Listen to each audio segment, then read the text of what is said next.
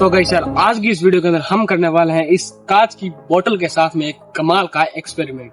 हम इस बोतल में पानी डालकर इसको सिर्फ और सिर्फ अपनी एक उंगली से फोड़ने वाले हैं। तो जल्दी से वीडियो को लाइक करके चैनल को सब्सक्राइब कर दो, क्योंकि ऐसी इंटरेस्टिंग वीडियो हमारे चैनल पर लगातार आती रहती है। चलिए शुरू करते हैं बिना किसी देरी के।